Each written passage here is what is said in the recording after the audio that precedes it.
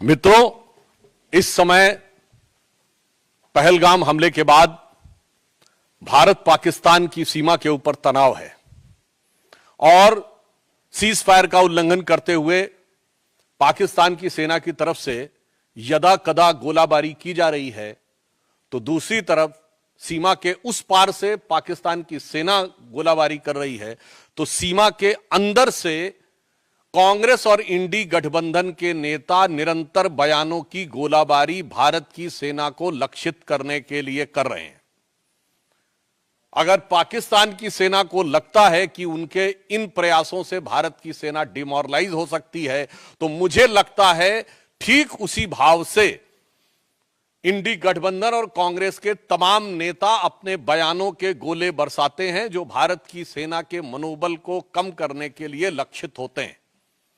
एक तरफ कांग्रेस और इंडी गठबंधन के नेता ये मुखौटा लगाकर कहते हैं कि वो सरकार के साथ हैं, और फिर उनके नेता बयानों की श्रृंखला एक के बाद एक वो देते रहते हैं जो भारत के विरुद्ध और भारत की सेना को मनोबल को गिराने वाली हो।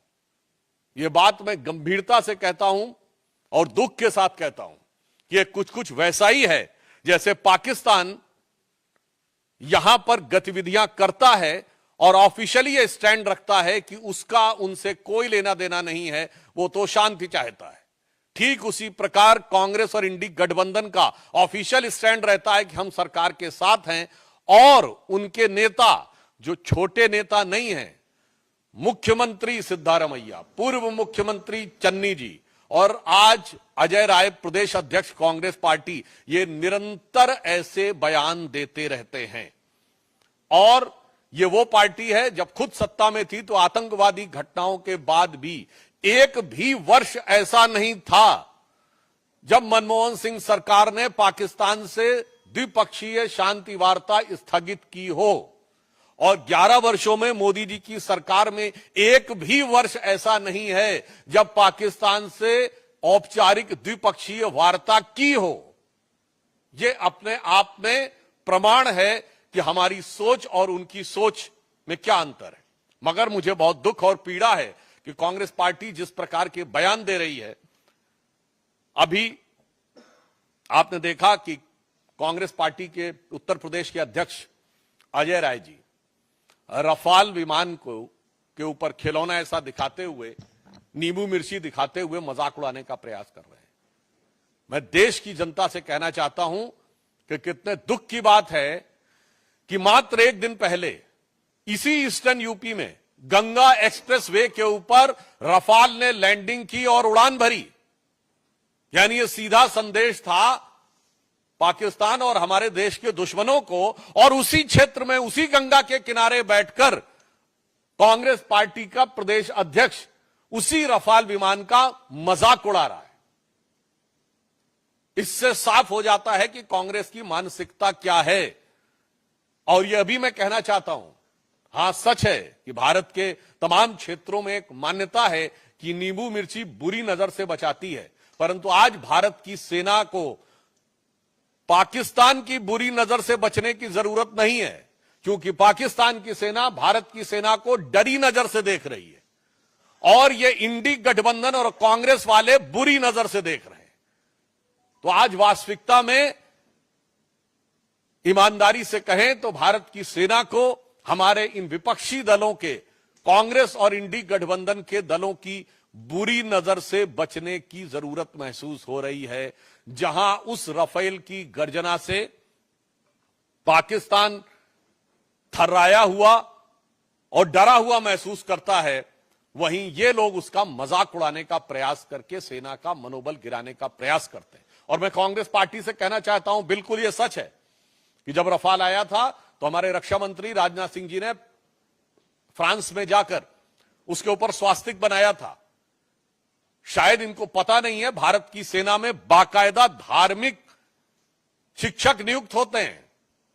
जब सैनिक युद्ध करने के लिए जाते हैं तो उनकी धार्मिक भावनाओं के अनुरूप जो वह परंपरा चाहे, जो वो रिचुअल चाहे, और उन धार्मिक भावनाओं के अनुरूप उनकी पूरी व्यवस्था की जाती है। मैं कांग्रेस पार्टी से पूछना चाहता हूं, इसमें किस बात का मजाक उड़ा रहे हैं? हिंदू धार्मिक आस्थाओं का मजाक उड़ा रहे हैं कि चूंकि राफेल के ऊपर स्वास्तिक बनाया गया था। उधर पाकिस्तान की सेना कलमा पढ़ने की बात करती है और ये लोग हिंदू धार्मिक भावनाओं का मजाक उड़ाते हैं। इन्हें पता होना चाहिए कि भारत की सेना की जो तमाम रेजिमेंटें हैं उनके युद्ध उद्घोष ही पूर्ण रूप से धार्मिक भावना के ऊपर आधारित है। गलवान में जो हमारे सैनिक बलिदान हुए थे, बिहार रेजिमेंट का युद्ध उद्घोष है बजरंग बली की जय। गोरखा रेजिमेंट का युद्ध उद्घोष है आयोरी गोरखाली जय महाकाली। राजपूत रेजिमेंट का युद्ध उद्घोष है राजा रामचंद्र की जय। मैं पूछना चाहता हूं, आज मैं फिर यह बात गंभीरता से कह रहा हूं, आप सब ने फिफ्थ कॉलमनिस्ट वर्ड सुना होगा। 1936 से 39 के बीच में जो स्पेनिश सिविल वॉर हुई थी, तो स्पेन में यह माना जा रहा था कि चार तरफ से दुश्मन की सेनाएं आगे बढ़ रही थी, परंतु उसमें फ्रेज यूज किया था, उन्होंने कहा था 4 columns are approaching from all the 4 sides, but there is a 5th column which is supporting those who are working against the interest of Spain at the time. आज कांग्रेस पार्टी और इंडी गठबंधन 5th columnist की तरह हो गया है कि अगर दुश्मन की सेनाएं बाहर से घात लगाकर बैठी हैं तो ये इसी प्रकार से उनका मनोबल बढ़ाने का काम कर रहे हैं। और ये बात मैं ऐसे ही नहीं कह रहा हूं, आप सब मीडिया से जुड़े हुए हैं। मैं आपसे पूछना चाहता हूं कि आपने पाकिस्तान के कितने नेताओं के बयान भारत की मीडिया में देखे हैं जो भारत के पक्ष में कोट किए जा रहे हो? एक भी नहीं। बिल्कुल मैं मानता हूं कि भारत की सेना पाकिस्तान की सेना से बहुत शक्तिशाली है। भारत की सरकार प्रधानमंत्री श्री नरेंद्र मोदी जी के नेतृत्व में दृढ़ निश्चय और संकल्प के साथ कटिबद्ध है, मगर एक मामले में पाकिस्तान हमसे मजबूत है। वो इस मामले में कि पाकिस्तान में एक भी नेता वहां की सेना का मनोबल गिराने के लिए कोई बयान नहीं दे रहा है। भारत में ऐसे बयानों की झड़ी लगी हुई है। पाकिस्तान के एक भी नेता का बयान भारत की मीडिया में हाईलाइट नहीं हो रहा है। दूसरी तरफ हमारे इंडी गठबंधन के तमाम नेताओं के बयान, वहां पर सिद्धारमैया जी का बयान, चन्नी जी का बयान, बाकायदा वहां की मीडिया में किस ढंग से बोले जा रहे हैं। वहां के राजनीतिक विश्लेषक वहां की टीवी डिबेटों में बैठकर भारत के राजनीतिक दलों का नाम लेकर, नेताओं का नाम लेकर यह शब्द प्रयोग कर रहे हैं कि सब लोग हिंदुस्तान में मोदी के साथ नहीं हैं। यहां तक शब्द प्रयोग किए गए, इसके वीडियो अवेलेबल हैं, राजनीतिक दलों का नाम लेकर कि ये लोग हमारे साथ हैं। और मैं विपक्ष दलों को भी बताना चाहता हूं कि विपक्ष में आचरण कैसे किया जाता है, यह उन्हें ध्यान रखना चाहिए। 2010 या 11 या 12 की बात है, जब पाकिस्तान के तत्कालीन प्रधानमंत्री नवाज शरीफ ने हमारे तत्कालीन प्रधानमंत्री स्वर्गीय मनमोहन सिंह जी के लिए आपत्तिजनक शब्दों का प्रयोग किया था, देहाती औरत और जाने किस किस संदर्भ में बोला था। उस समय हमारे वर्तमान प्रधानमंत्री और उस समय गुजरात के मुख्यमंत्री नरेंद्र मोदी जी ने दहाड़ कर कहा था कि कौन होता है पाकिस्तान हमारे 125 करोड़ भारतवासियों के प्रतिनिधि प्रधानमंत्री के बारे में टिप्पणी करने वाला। दूसरा मैं उदाहरण बताना चाहता हूं, 1995 में जिनेवा में पाकिस्तान संयुक्त राष्ट्र संघ में भारत के विरुद्ध प्रस्ताव ला रहा था और उस समय हमारे नेता प्रतिपक्ष अटल बिहारी वाजपेयी जी भारत के प्रतिनिधिमंडल का नेतृत्व करते हुए उस समय कांग्रेस की नरसिम्हा राव सरकार का समर्थन करते हुए वहां गए थे और उन्होंने पूरा क्रेडिट भी उस सरकार को दिया था। और ये मैं ऑन रिकॉर्ड कह रहा हूं, जाके कोई चेक कर सकता है। उस समय पाकिस्तान की प्रधानमंत्री बेनजीर भुट्टो थी और उन्होंने कहा था, देखो ये कैसा देश है जहां का मुख्य विपक्षी दल का नेता प्रतिपक्ष सरकार का समर्थन करता है और एक हमारा देश है। यानी उस समय पाकिस्तान के लिए उन्होंने कहा था जो लोग सरकार का विरोध करते हो, और आज देखिए वही स्थिति हो गई। पाकिस्तान में पक्ष हो या प्रतिपक्ष दोनों सेना का समर्थन कर रहे हैं और हमारे यहां प्रतिपक्ष सेना का मनोबल गिराने का प्रयास कर रहा है। सर्जिकल स्ट्राइक का कभी प्रूफ मांग रहा है, कभी कह रहा है कि पुलवामा में क्या हुआ वगैरह वगैरह। तो मैं उनको भी, फिर भी अगर उनको कोई सबूत की जरूरत है तो मैं प्रमाण के साथ केवल पाकिस्तान की नेशनल असेंबली में बोले गए पाकिस्तान के सांसदों और मंत्रियों के बयान कोट कर देना चाहता हूं। इमरान खान ने नेशनल असेंबली ऑफ पाकिस्तान में एज प्राइम मिनिस्टर कहा कि बालाकोट में जो इन्होंने किया था उससे ज्यादा खौफनाक कुछ करने की सोच रहे हैं, 4 साल पुरानी बात। फवाद चौधरी पाकिस्तान के मंत्री थे और उनका फ्लोर ऑफ द हाउस पर नेशनल असेंबली में दिया गया बयान है कि हमने पुलवामा तक घुस के मारा था। मुझे लगता है इसके बाद भी भारत के किसी दल को सबूत चाहिए तो उन्हें चुल्लू भर पानी में डूब मरना चाहिए, क्योंकि फ्लोर ऑफ द हाउस पे मंत्री का दिया गया बयान सरकार का आधिकारिक बयान होता है। और इसके बाद पाकिस्तान के एमपी ने उस समय के फॉरेन मिनिस्टर शाह महमूद कुरैशी साहब को कोट करते हुए कहा कि मैं बैठा हुआ था, शाह महमूद कुरैशी साहब यानी उस समय के फॉरेन मिनिस्टर बैठे थे, आर्मी चीफ आए और आर्मी चीफ के पांव कांप रहे थे। यह फ्लोर ऑफ द हाउस पे दिया गया बयान है। आर्मी चीफ के पांव कांप रहे थे, उन्होंने कहा खुदा का वास्ता है अभिनंदन को वापस कर दो वरना शाम तक इंडिया अटैक कर देगा। यह सदन के पटल पर इमरान खान का एज प्राइम मिनिस्टर दिया गया स्टेटमेंट है कि पिछले 73 सालों में, उस समय 73 साल हुए थे, ऐसी गवर्नमेंट नहीं आई जिसने पाकिस्तान के लिए इतनी मुसीबत क्रिएट की हो जितनी ये मोदी की सरकार आई है।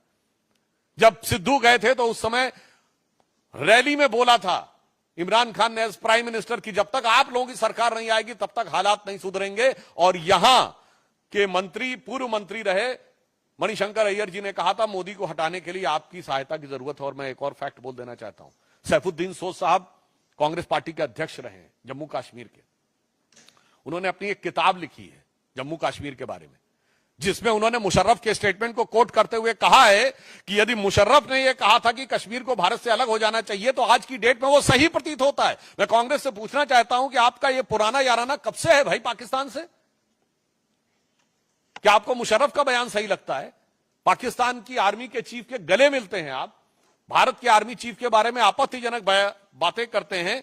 इसलिए मैं स्पष्ट रूप से देश की जनता को संबोधित करते हुए कहना चाहूंगा कि देश के अंदर और बाहर सरकार और सेना पूरी दृढ़ता के साथ, कूटनीतिक दक्षता के साथ जहां संकल्पित होकर खड़ी है। इस समय भी रक्षा मंत्री जी की जापान के रक्षा मंत्री से वार्ता चल रही है, तो दूसरी तरफ विपक्ष के द्वारा जिस प्रकार का घटनाक्रम किया जा रहा है यह अपने आप में बहुत दुखद है, निंदनीय है, भर्त्सना योग्य है।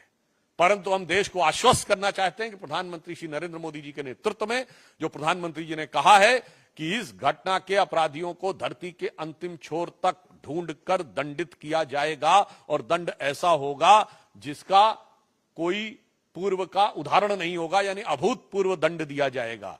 और ये वो लोग हैं जिन्होंने जीती हुई बाजी, जंग के मैदान पे जीती हुई सेना को कूटनीति के टेबल पर हारने पे मजबूर किया है। मैं कांग्रेस को याद दिलाना चाहता हूं, आप कहते हो कि हमारा वायुसेना का जो जहाज है वो खिलौने की तरह है।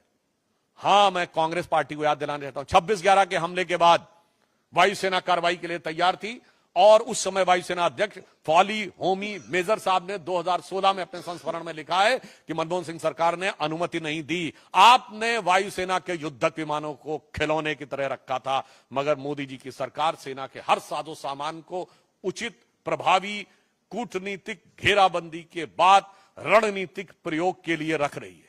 आपकी सरकार वो थी कि हमारी फौज जीतती थी और सरकार सब कुछ हार के चली आती थी, क्योंकि आप को एक मर्ज था कि हमें सुलह की शक्ल संवारनी है, भले ही वो भारत की सेना के जवानों के खून से क्यों ना संवारनी पड़े। तो एक पंक्ति में याद दिलाना चाहता हूं जो उनकी विदेश नीति थी वो क्या थी कि चीन छीन देश का गुलाब ले गया। ये नेहरू जी के लिए कहा गया। चीन की विदेश नीति असफल हुई थी ना, गुलाब पहनते थे वो, गुलाब लगाते थे। चीन छीन देश का गुलाब ले गया और ताशकंद में वतन का लाल सो गया, और ये सुलह की शक्ल को संवारते रहे, जीतने के बाद बाजी हारते रहे। मगर अब सरकार वो है जो जंग और कूटनीति के मैदान दोनों के ऊपर प्रभावी उत्तर देने के लिए तैयार और कृत संकल्पित खड़ी हुई है।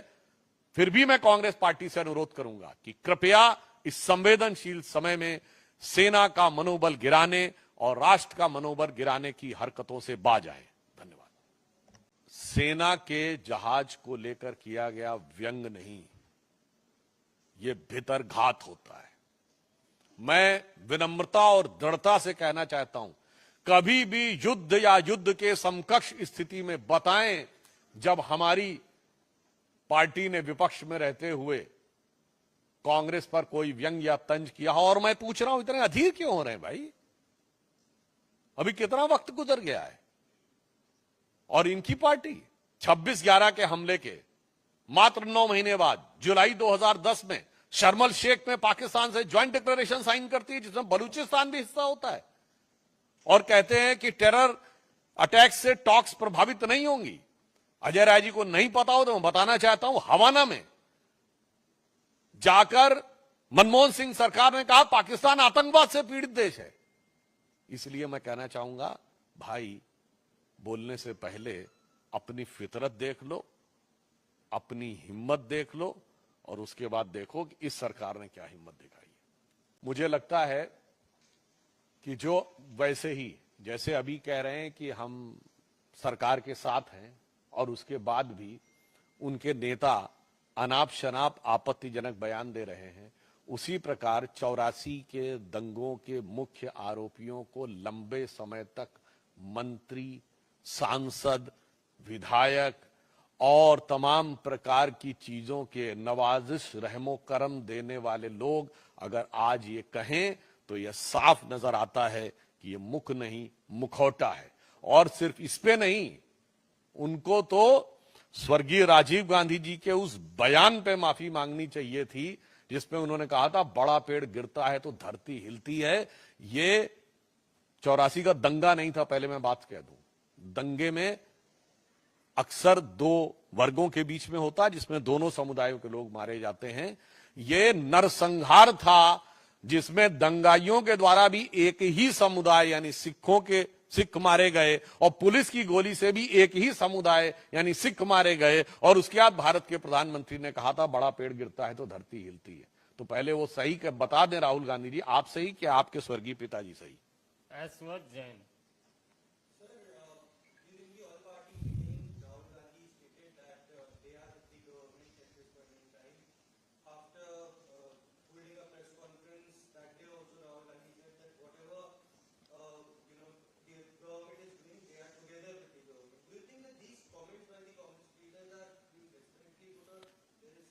I think whatever the statement given by the Congress party and Rahul Gandhi, now in the backdrop of these statements given by from Ajay Rai to Channi to Siddharamaiah, there are n number of statements.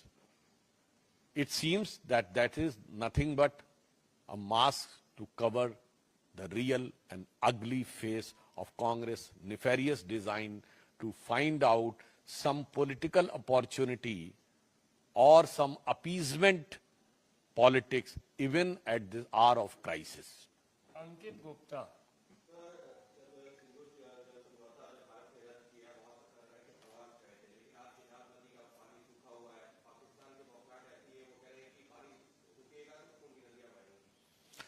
मुझे लगता है कि ये statement Bilawal Bhutto ने दिया था कि अगर पानी रुकेगा तो खून की नदियां बहेंगी। तो ये बात मैं पहले कह चुका हूं, रिपीट कर देना चाहता हूं। हमारी सरकार अब बहुत साफ है कि हमारी तरफ से खून और पानी एक साथ नहीं बहेगा। अब आप तय कर लीजिए कि आपको खून बहाना है या पानी पाना है। जैसे कांग्रेस की सरकार में होता था कि शांति वार्ता आतंकवाद से प्रभावित नहीं होगी, हमारी सरकार ने कहा आतंकवाद के साथ शांति वार्ता नहीं होगी, तो भारत का खून और पानी एक साथ नहीं बहेगा। और वैसे भी बिलावल भुट्टो को याद रखना चाहिए कि उनकी मां बेनजीर भुट्टो ने अपनी किताब डॉटर ऑफ ईस्ट में चैप्टर नंबर 2 में पेज नंबर 25 पे लिखा है कि during our childhood we were told that we descended from the Rajput clan of Hindus. तो मियां बिलावल, आपका खून और पानी दोनों ही हिंदुस्तानी है। तो बहाने की बात से पहले जो अपनी जुबानी से निकाल रहे हैं उससे पहले अपने खानदान की कहानी समझ लीजिए। अनीता जी।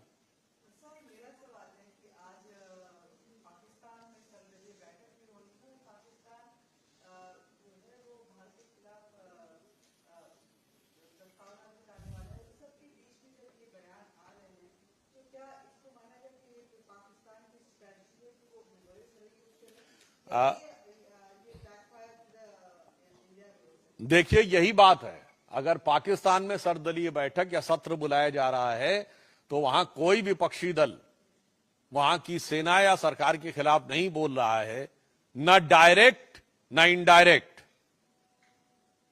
न प्रत्यक्ष न व्यंग, मगर यहां पर उन बयानों की झड़ी लगी हुई है।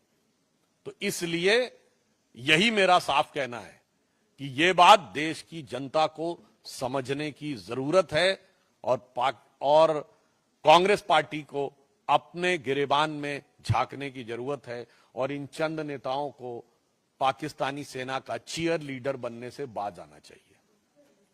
एक मिनट। नहीं, वो प्रस्तावना लाए हैं, वो जो भी लाए हैं उनसे कोई प्रभाव नहीं पड़ने वाला है। अभी तो हम जो अंतर्राष्ट्रीय स्तर के ऊपर प्रस्तावना ला रहे हैं, आज उनकी बेबसी देखिए ना। अरब और ईरान ने भी उनके भारत के ऊपर हमले की निंदा की है, पाकिस्तान के समर्थन में एक वाक्य नहीं बोला है। और चाइना ने सिर्फ इतना कहा है कि वो ईमानदारी से जांच होनी चाहिए, उसने भी खुल के साथ नहीं दिया है। तो आज मोदी जी के नेतृत्व में डिप्लोमैटिक आइसोलेशन के जिस मुकाम तक पाकिस्तान को पहुंचा दिया है कि ना अरब उसके साथ है जो सुन्नी मुस्लिम वर्ल्ड का लीडर है, ना ईरान उसके साथ है जो शिया मुस्लिम वर्ल्ड का लीडर है, और चाइना भी बच बच के बोल रहा है। तो मतलब कुल मिला के आज पाकिस्तान का वो प्रस्ताव अगर बोलेंगे तो वो लिखें चाहे जो उनके दिल से, तो ये आवाज आएगी कि इस भरी दुनिया में कोई भी हमारा न हुआ, गैर तो गैर थे, अपनों का सहारा न हुआ। मोहित भट्ट।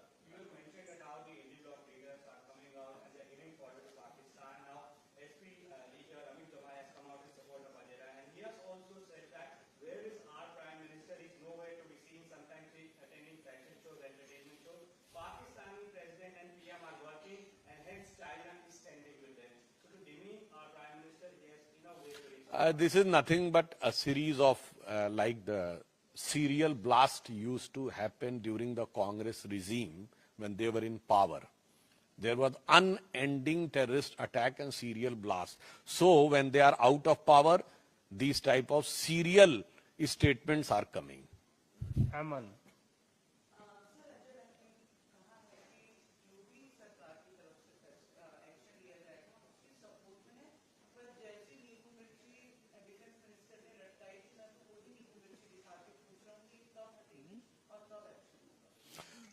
देखिए, अब एक और बात कह दूं, राफेल पे नींबू मिर्ची की इसलिए भी जरूरत थी कि राफेल में तो ये पूरा भ्रष्टाचार करने की व्यवस्था कर लिए थे।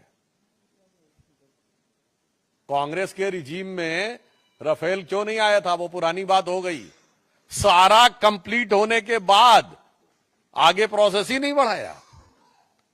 मैं पुनः ये कहना चाहता हूं कि एक तरफ यह कहना कि हम सरकार के साथ हैं, और फिर भारत के प्रमुख युद्धक विमान को, जिसने उसी समय गंगा एक्सप्रेसवे पे 24 घंटे के अंदर लैंडिंग और उड़ान भरी हो, यह कहना इनके दोहरे दो मुहे खतरनाक चरित्र को प्रदर्शित करता है।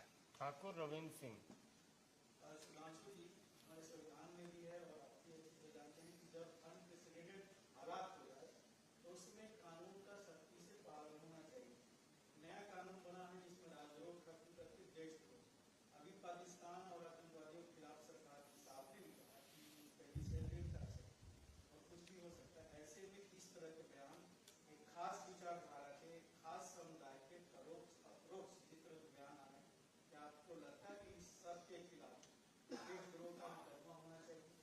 देखिए, इस विषय के ऊपर बयानों का जो भी प्रकार है, इसके टेक्निकल के साथ साथ मॉरल और पॉलिटिकल जवाब भी हमें कांग्रेस से चाहिए। क्योंकि जहां तक देश के अंदर इसका उपयोग करने की बात है, तो मैं कोट करके कह रहा हूं, बैरक ओबामा ने अपनी किताब द प्रॉमिस लैंड में 2010 की अपनी भारत यात्रा में तत्कालीन प्रधानमंत्री मनमोहन सिंह जी की वार्ता के आधार पर लिखा था कि 26/11 के हमले के बाद भारत की सेना कार्रवाई करना चाहती थी, पर मनमोहन सिंह ने इसलिए कार्रवाई नहीं की क्योंकि उससे उपजे वातावरण से एंटी मुस्लिम सेंटीमेंट पैदा हो सकता था जो बीजेपी को फायदा कर सकता था। तो यह कांग्रेस पार्टी है जो भारत के अंदरूनी वातावरण को पाकिस्तान से जोड़ती है, हम नहीं जोड़ते हैं। गणेश पाठक। गणेश पाठक।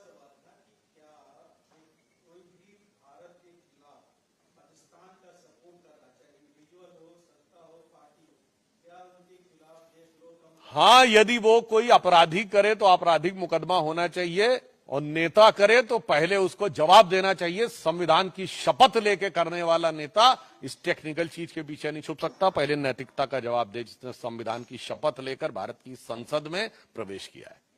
गणेश पाठक।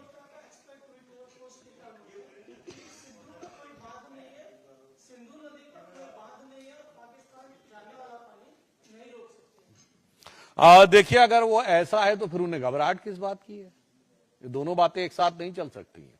मगर एक अंतर यह भी है, भारत सरकार ने एक निर्णय यह भी लिया है कि अब हम हाइड्रोलॉजिकल डाटा पाकिस्तान के साथ शेयर नहीं करेंगे। इससे पहले युद्धों के दौरान भी हाइड्रोलॉजिकल डाटा जो इन 5 नदियों का था, यानी कितना पानी आया है, एट प्रेजेंट कितना पानी है, यह पाकिस्तान को शेयर किया जाता था। अब भारत सरकार ने शेयर करना बंद कर दिया है, तो अब पाकिस्तान के लिए अनुमान लगाना मुश्किल है कि अब आने वाले दिनों में पानी कम आएगा या ज्यादा, उभार चढ़ाव आएगा या उतार। वैसे मुझे लगता उतार ही उतार होने का चांस ज्यादा है।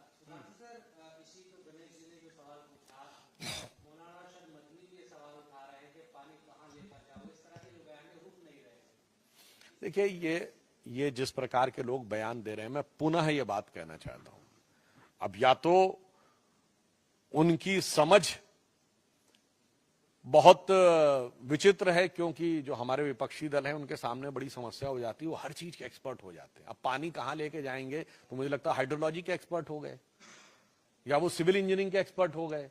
जब राफेल की बात आती तो एरोनॉटिकल इंजीनियरिंग के एक्सपर्ट हो जाते हैं। जिस समय वैक्सीन की बात आती तो सेलुलर माइक्रोबायोलॉजी के एक्सपर्ट हो जाते हैं। फिर जब वैक्सीन आई तो कहते इतने कम समय में वैक्सीन कैसे उसका पूरा हो गया, तो स्टैटिस्टिक्स के एक्सपर्ट हो जाते हैं। और जब राम मंदिर का उद्घाटन होना होता है तो मुहूर्त के एक्सपर्ट हो जाते हैं। तो उनकी इस एक्सपर्टीज का जवाब देना मेरे विचार से देश की जनता भली भांति समझती है। शैलेंद्र दूरदर्शन अंतिम प्रश्न।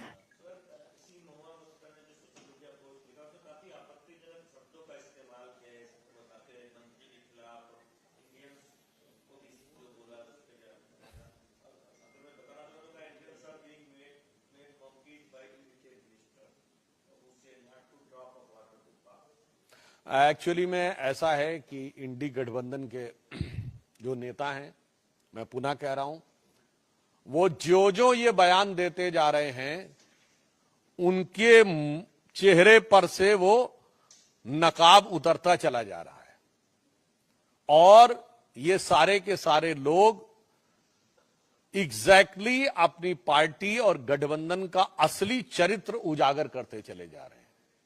जिसे एक पंक्ति में कह दूं कि वो पैरवी तो झूठ की करता चला गया, बस उसका चेहरा उतरता चला गया, और रंगत समझ में आई मगर आई देर से, कच्चा था बहुत रंग उतरता चला गया। तो ये जो हम सरकार के साथ खड़े हैं, ये बहुत कच्चा रंग था। चाहे महुआ मैत्रा जी हो, अमीर जमाई जी हो, या सिद्धारमैया जी हो, या कर्नाटक के जो मंत्री हैं, क्या थिम्पू जिनका नाम था वो हो, कोई भी हो, सबका रंग उतरता चला जा रहा है।